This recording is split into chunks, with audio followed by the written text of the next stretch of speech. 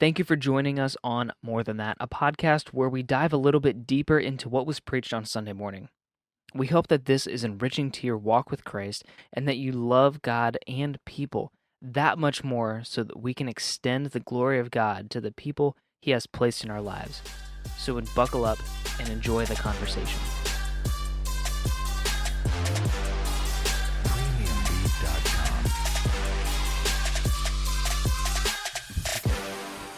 Hey church, welcome back to More Than That. We are back in the studio this week. It feels really good to be here. Raphael, you had the next part after a week of being off from John. Last week was in Luke. This week we went back to John. Okay. So there's lots of things that get cut. This was all of chapter 7. So yeah. And this was one of those, like, again, I feel so bad for Ryan because he always seems to get these. He did a great job. He did. He did a great job. But he always seems to get the really, really long ones. And I don't, maybe that's just other people on, like, in leadership. They're like, nah, we'll give it to Ryan. He does a good job. Or maybe it just, like, lands on him. I don't know. Yeah. But either way, it's a big chunk. Mm-hmm. So inevitably, stuff had to have gotten cut just because there was so much to actually work through. Yeah. So could you walk us through some of those things that you did have to cut just because of, for one, length of passage, but also we had a members meeting that same day. Yeah. So there's a little bit more of a time crunch that we had to worry about. Kind of work through, yeah. So what were some of those things you had to cut just for the sake of time? I mean, this passage was a little bit. I just spent so much time wrestling with this passage, and even after the sermon, I just found myself just kind of thinking about just some things that I would have really wanted to slow down and spend some time on. Mm-hmm. Of which it's once again we just kind of learn next time we go through a gospel. I'm probably gonna end up having to go through some of these things maybe slower. Mm-hmm. But I was in point number 3 when I realized. I think point number 3 or point number 2 later on when I realized that I had not clearly actually said my points. Okay. So I felt terrible for the person at the back, just like where they were trying to figure out where I was.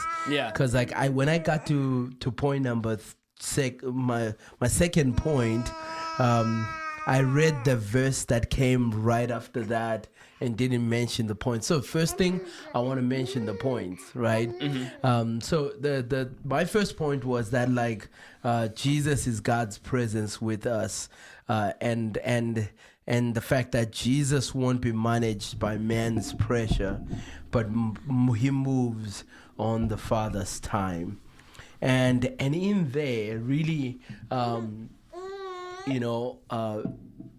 Let me go to the second point and then I'll come back. Yeah. The second point was that Jesus is God's truth for us, because they spent some time debating over the authority and his truth and all that. So really to emphasize that Jesus teaches with heavenly authority, and so we must judge him rightly to receive him. And the third point was just on the provision, that Jesus is God's provision for our present and for our future, so that Jesus satisfies the thirsty by giving the Spirit. So that's just kind of like on a 30,000 foot view of the text.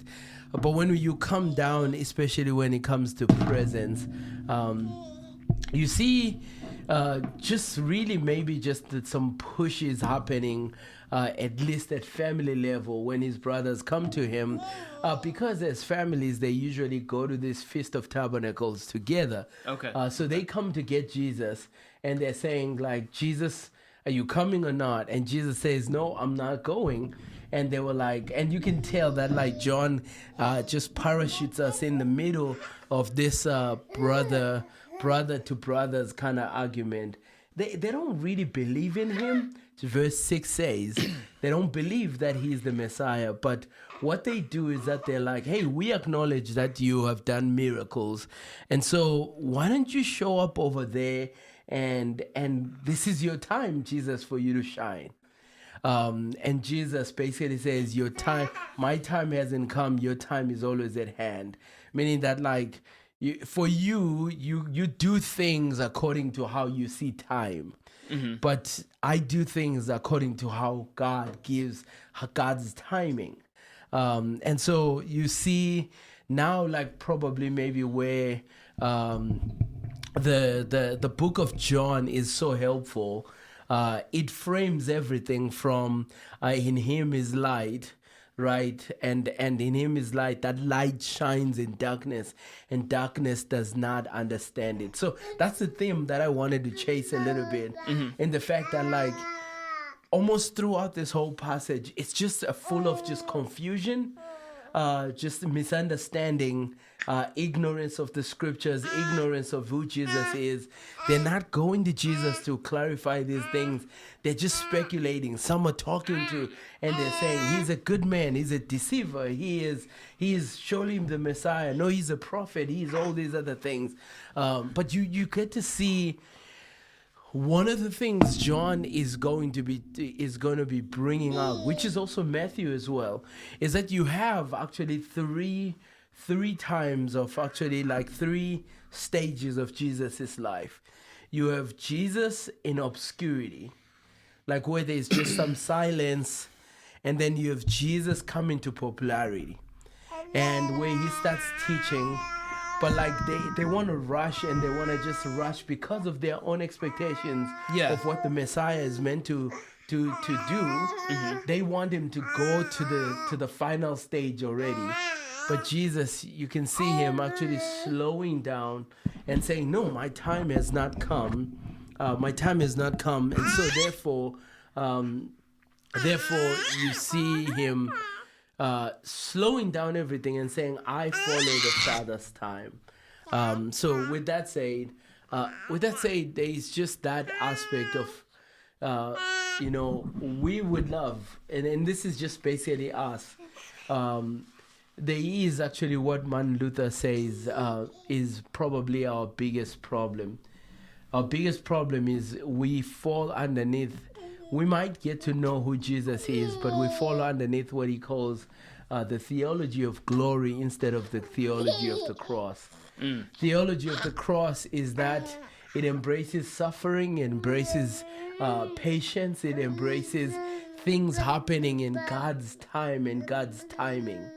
But the theology of glory is that it just wants Jesus to come already, show his power, and do all that, and, like, basically fit into our expectations. But you see Jesus actually not doing that.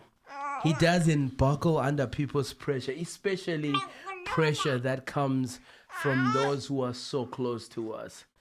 And so with that first move, that just basically just speaks to the cost of discipleship as well, where, more than any other time, even today, people's pressure sometimes can be a cost to our discipleship journey. But Jesus, being we are disciples of Christ, Jesus is perfect. He obeys the Father fully, follows the Father, doesn't get pressured by people. In fact, I was thinking about Jesus in this way. When he's being pressured by his brothers. The opposite of that would be Saul, for example. When Samuel is not coming at the right time, what Saul ends up doing is that he buckles underneath the pressure of everybody, and he sacrifices, and he keeps the plunder. He doesn't kill the king he was meant to kill, Agag, and all those things. And as a result, his kingdom is stripped from him. But we see Jesus holding the line, like, of God has not told me to go up there and go and show off my power as yet. It is not time for me to be glorified. And so you see that. And that's just a discipleship thing for all of us. And we were talking, you and I, we love to write, we like to do things and get them out on time. But usually, like, we're frustrated by time constraints and all those things. But that was not so. We could come up with a theology of stewardship of time out of this, in the fact that, like, Jesus doesn't panic. He doesn't panic in terms of, like, jumping the gun to the will of the Father. Jesus doesn't panic when it comes to, they are trying to kill him, but he still trusts the Father and goes. And actually, they say they don't kill him, like, a couple of times, like at least two times here, they try to apprehend him and they try to catch him. But what does it say? They can't get a hold of him because it's not time yet. So you see, there's just a way in which Jesus, throughout this passage, he rests in the sovereignty of God. There's just that, and that's actually now, like, where maybe, just to maybe press that a little further for us. We try to so much more to control things and to do things according to our time, but yet there's quite a lot of times when, because we're underneath God's sovereign calendar, he frustrates some of our times, and we frustrate our sense of wanting control. And eventually, part of discipleship is that we have to follow now Jesus in actually, like, saying, my times are in your hands. Yeah. Eventually, right, Chloe? My time are in your hands, and eventually I'm just going to have to trust you with, when is it that you move me from obscurity to whatever popularity that I might be, to actually finally fulfilling God's purpose for our lives. The second thing would be, you see Jesus constantly just having to point them back, like to saying, examine things. The proof is in my teaching. Examine Jesus, like, and he's teaching and what he is saying. And he's saying that, like, the proof is in the fact that, like, the test today was the test of glory.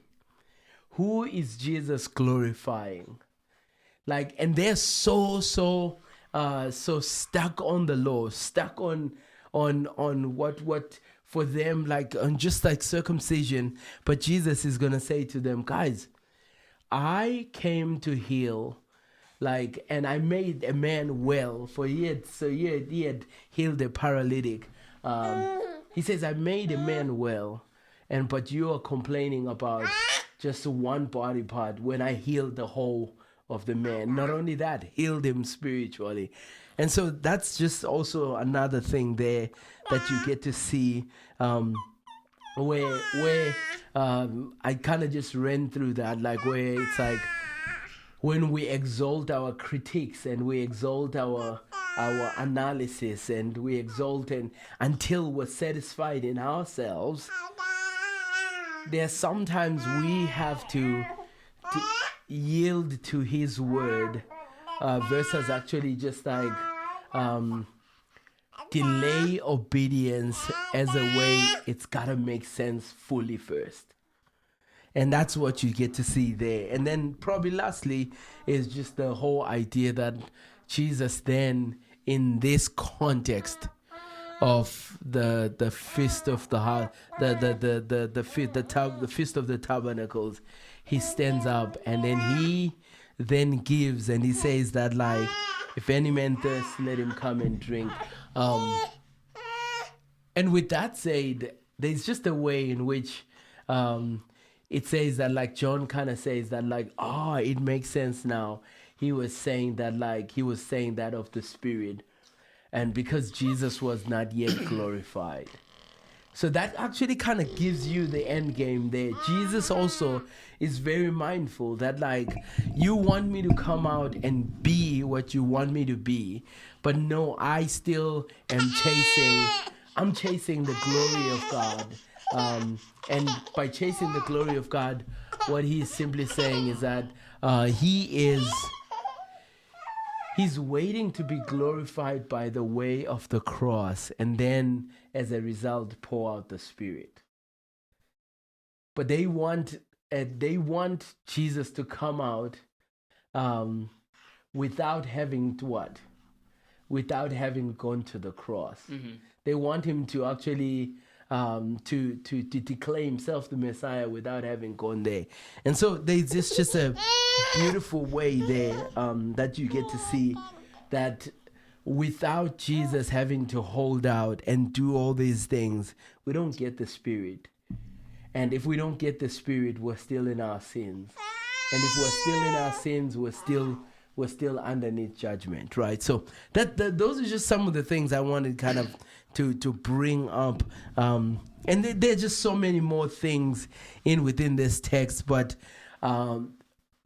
that there was just an amazing thing to see that that Jesus fulfills us on the inside, and then he overflows through us. And then, in fact, one of the other things that comes out of here is our theology of evangelism, right? It's like wrestling lions like you are. Our theology of evangelism, which is now, what really does Jesus promise? He says the Spirit is going to come to us, and it says that the rivers of living water will gush from within, and from within overflowing, so that then evangelism, so that Christian witness, so that living for Christ is a natural overflow versus you having to force it, right? And so that's really just like the point there. Yeah. What questions do you have? Questions, comments? Yeah. Yeah. What I'm still processing through that, being semi-distracted. Yeah. But the one thing that kind of that you pointed out was that, like, God's timing is different than our perception of time. Mm-hmm. And it's just God and time is kind of one of those things that even Augustine couldn't even figure out. Yeah. So like, I don't expect, and I don't like, and I think that Jesus was giving them grace here to be like, you don't really understand this thing.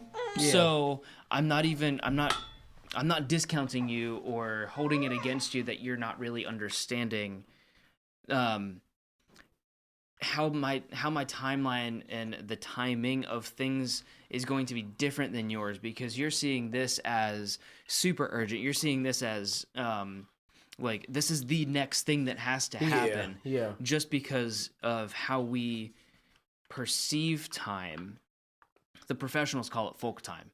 Yeah. How the normal, ordinary folk experience time. Yeah. And we can get in. We don't have to get into intricate theories of time. That's just too far. But the idea here, though, that Jesus seems to be getting at is there are things that you're not going to understand about the world. Yeah. Mm-hmm. That I do, and it's not your job necessarily to understand them. I'm not saying you can't try, but it's not your job to understand them, because then I'm not saying that this is like a blind faith type of thing, but this is where we need to place faith in Jesus, that there are things that are going to happen. Yeah. Such that regardless of our perception of time, they're going to happen when they're supposed to happen. Yeah. But I thought it was really interesting because you mentioned on Sunday about how like, it's like 33 years, guy, like, time's still not here. Yeah. So like, fast food wasn't even a thing back then, but they wanted a fast food Jesus. Yeah. So just interesting to think that that's kind of how we want Jesus now. Yeah.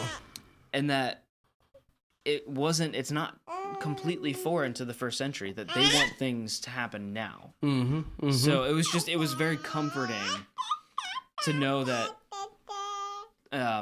us modern disciples of Jesus are wrestling with the exact same thing that the first century disciples of Jesus were wrestling with. Yeah, we wrestle with waiting. Yeah. We wrestle with seeing his goodness. Because at the end of the day, like when we're struggling that way, we usually just don't think God is still being good in the midst of that. Yeah. But yet, in this, you're watching Jesus is still working his story, you know? Yeah. The other thing, and I honestly, that like the points were really good to press in, but there were some things that about the passage that you brought up on Sunday that I really wanted to hit on. Okay, yeah.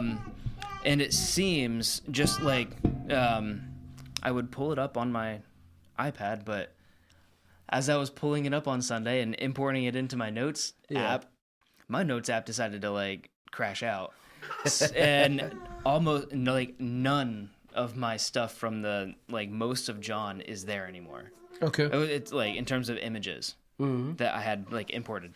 So bear with me because I don't know the verses or anything like that because I don't have them in front of me. Yeah. But when the Jews were like, "This man who taught this man?" Yeah. Like he doesn't. It's almost like they're asking him to have degrees. Yeah. Actually, yes. That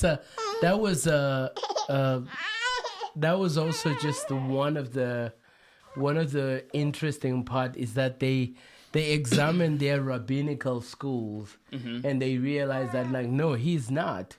And in fact, that's what happens to his disciples also in Acts.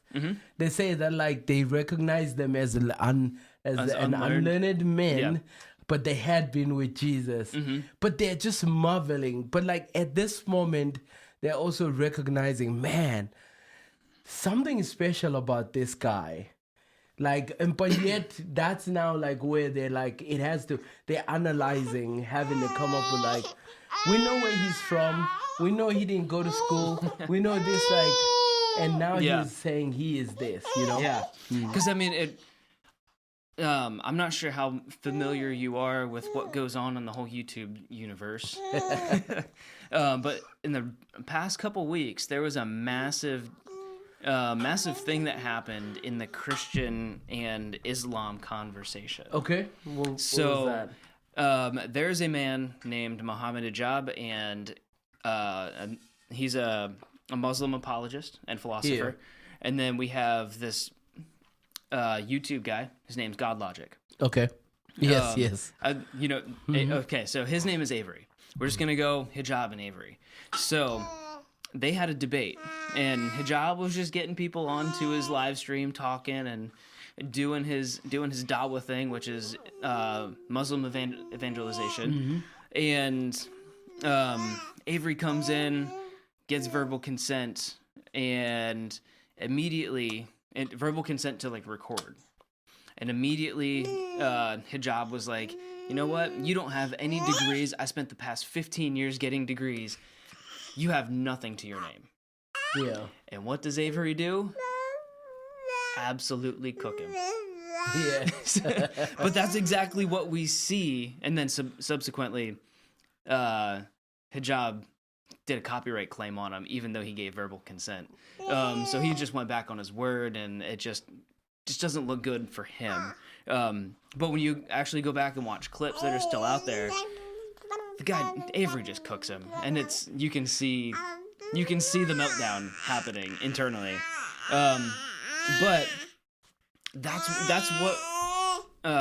what the Jews were kind of acting like Hijab was to Avery, where they were like, you don't have degrees, you haven't spent this amount of time in the scriptures under this person, what do you have to show for yourself? And then the disciples kind of had the same thing in Acts. So it's just comforting to know that even though Jesus didn't have a formal degree or anything like that, that he was able to take what the Jews had and show the inconsistencies, show all of the things that were wrong with what they were doing, to point them to not only himself but to the true gospel and the true religion. But that's what happens when you debate the author. This and is you true. have no idea. This is true. Yeah, you debate the author, you have no idea. But to like fast forward to like today, just because you have a PhD, I have a master's. That means nothing in the grand scheme of things. It just says that we've taken the time to sit under people and learn. It means you've just begun. That's really what it is. Yes. Yeah. It is. PhD as a terminal degree is such an oxymoron. I know. Because this is just the beginning. You're ending and beginning at the exact same time. It's actually the beginning of humility, if you really look at it, because the defense is absolutely horrible. No, because you focus on one area of study. Yeah. And you come out of there realizing that you focused on one area of study in one, let's say, for example, in a person, studying one area of their lives to the point that I'm still discovering new things about the same guy. Yeah. And that's just, and then it just leads you to humility, really. Yeah. But I mean, so thinking about like, the modern everyday Christian who's, let's just say they did their mandatory schooling up through high school and then just went straight into the workforce. Yeah. That doesn't mean that you can't have an intimate knowledge of the scriptures. Oh, yeah. Up to and including maybe even past somebody with a PhD. Yeah. I know I have listened to and watched some people with PhDs that have just such a lack of understanding of what's actually going on in the Bible, so much so that they twist and distort it for their own purposes. Yeah. And whenever we as Christians, even if you're non-degreed, you're gonna have those moments where like you're not using this right. Yeah. And then you can call them out, even if you're probably not gonna get anything in response, but you can still call them out. Yeah. So it's those type of things that I think that we as modern Christians, we see degrees and we're like, oh, they have the ultimate authority here. So, no, that's according to the the cross. That's not how it works. That's not how. Yeah, definitely. Yeah, it's not so much of. I think a lot of us usually when we do that, we end up just settling for. You get a piece of paper and then you settle. Yeah, I think that's really what's even happening here. They've studied the law and then they settle, and instead of actually becoming people who study and who continue, what they do is that like they basically they become police of that law instead of actually seek for be open to its fulfillment. Yeah. Which is, I mean, we're still where it was right now. One of the other things that you pointed out too is that knowing about water isn't the same as drinking it. Yeah. And what you're doing there is experiencing the water in a way that your knowledge, your material knowledge is not really able to grasp. Yeah. So the cool part is like it makes a ton of sense of this whole idea of the philosophers call it phenomenology, which is just the study of what we experience and the study of experience. So there's a really famous paper out there called What Is It Like to Be a Bat by Thomas Nagel. Okay. And he's just asking the question, how do you know what it's like to be a bat that's flying around a cave? You don't, because you can't just sit down and ask the bat. Yeah. You have to ask the person, the bat, what is it like to actually be you? There's first person understanding here, and there's this other guy named Frank Jackson who wrote a paper, and in his paper brought this thing up called Mary's Room. Basically, Mary knows everything about the color red. All of the actual, like the wavelength, all the scientific knowledge about red, but she lives basically in a box. has never, like black and white box, has never experienced red. The question that he asks is, when she exits the box and goes out into the woods, I'm embellishing this a little bit, gets a cut and sees the red blood on her cut. The question is, does she learn something new about red? I want to say yes, because there's now a new experience. There's an actual like phenomenon that she's experiencing red. So it's kind of the same thing of like with Jesus here, and saying like, we can know, and like going back to the PhDs, you can have a PhD in Bible but never experience Jesus. Oh, definitely, yeah. Like, and you can use that then as a way of running away from experiencing Jesus himself. Yeah, and you can use it as a cover. You can use all of this stuff, but to actually like to pull out from verse 37 and chapter 4, which is the woman at the well, where Jesus is calling them to experience the living water. Yeah. So that's just one of those things where I think experiencing Jesus is not just something that the charismatics do.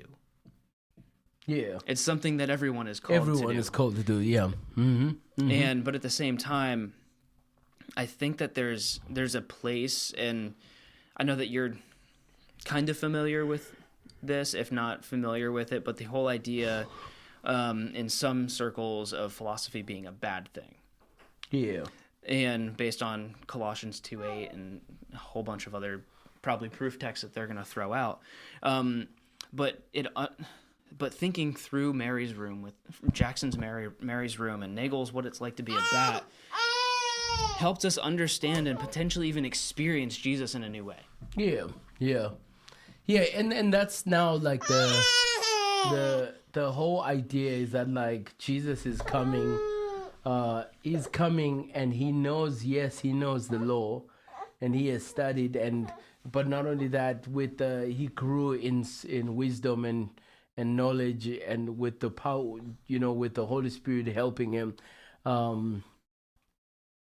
But what Jesus is doing is that he's meeting people that are looking at a painting, and he wants to take them on a journey to go see what is in the painting. Right? That's really what, at the end of the day, it's just but in the midst of all that, I think what the key word in the book of John is believe, right?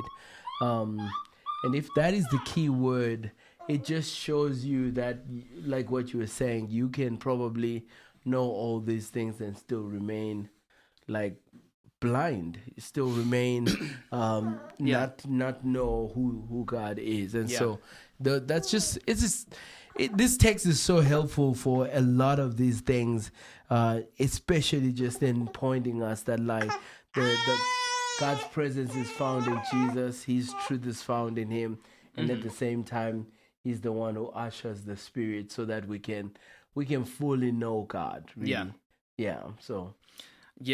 And I want to reiterate before we close out one of the last points that you made, which was basically just don't judge Jesus based on the Christians. Like, judge him based upon himself. Like, yes, the Christians wrote the Gospels. Yeah. But they've been kind of shown to be pretty accurate. So, and historical. So if you're going to learn anything about Jesus, go to the Gospels. Go read Matthew, Mark, Luke, and John, and Acts. And you're going to get to see a totally different person than Reverend so-and-so down the street. Oh, yeah. Like, that person is flawed. Jesus was not. So go to the source, which is you're able to do because of the cross. Yeah. And now don't throw another, to kind of maybe quote the second commandment, or I don't want to say misappropriate. throw the second commandment in there as a reference. To not throw an idol in front of God. Of this Christian is this, and therefore that is going to distort my view of God. And view of Jesus, we could maybe even say that that's probably a potential violation of the second commandment. Because now we're throwing something in front of God that we kind of view him through that. And we're not supposed to be doing that. So no matter what celebrity pastor you look up to, or whether you think your own pastor is that celebrity in your town or whatever it might be, that person, that pastor is not Jesus. So that's good. Get your Jesus from Jesus. And not through a secondary source. That's good. And part of this whole passage is Jesus saying, look at me, listen to me, like evaluate who I am for the sake of who I am. And it's just, and that's where the problem is at. They just keep on circling. I don't know how many wrong facts about Jesus are in this passage that just basically you're like, guys, verify, and they just didn't. So anyway, that's it. That's good.